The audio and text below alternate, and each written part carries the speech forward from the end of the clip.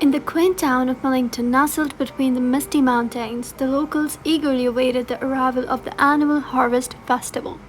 It was a joyous occasion, filled with laughter, games, and delicious treats. This year, the festival promised to be grander than ever before, with an old abandoned mansion on the outskirts of town being transformed into a haunted house attraction, courtesy of a mysterious traveling circus.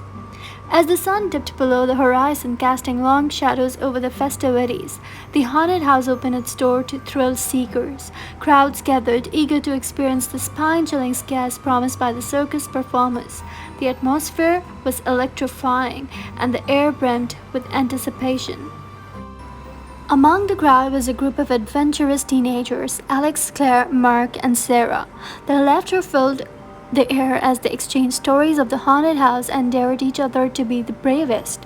With hearts pounding, they entered the dilapidated mansion, their flashlights casting eerie beams on the decaying walls. From the start, something felt off. The creaking floors seemed to echo with ghostly whispers, and shadows danced in the corners of their vision.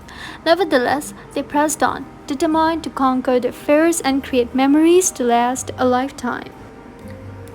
Inside, the rooms were transformed into chilling scenes of horror, cobwebs draped over dusty furniture, flickering candles casting macabre shadows, and life-size animatronic figures that seemed almost too lifelike. The carnival performers played their roles to perfection, leaping out from dark corners and causing screams of delight from the visitors.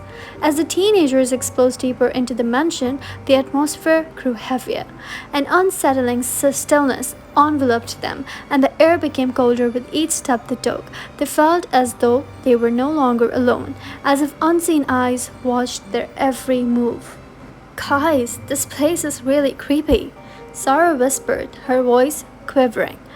"You're just imagining things," Mark said, trying to sound brave but failing to hide the tremor in his voice.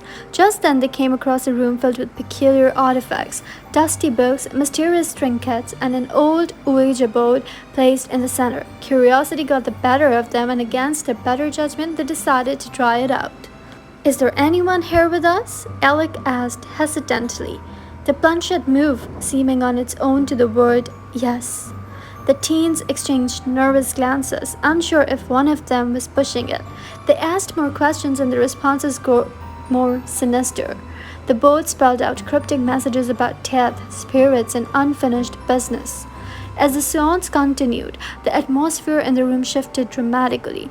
The temperature dropped drastically, and an airy green mist enveloped them. A spine-chilling gust of wind blew out their flashlights, plunging them into a total darkness.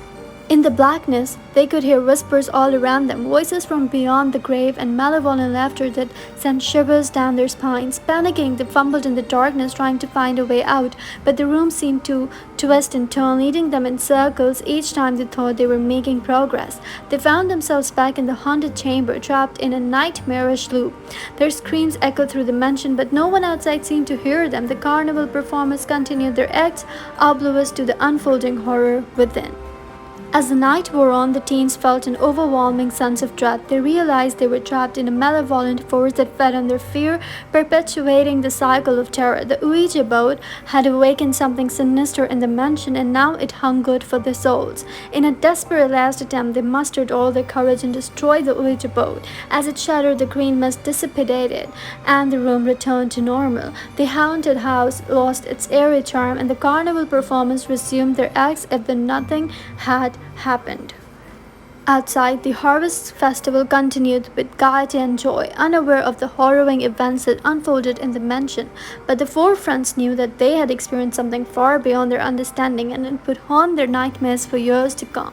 They vowed never to speak of the night again, but the memory of the haunted festival would forever be etched in their minds. A night of terror they could never forget. A mishap that unleashed a malevolent force from the depths of the unknown, and so the haunted mansion on the outskirts of Millington remained a chilling reminder of the horrors that lurked in the shadows, waiting to be awakened once more.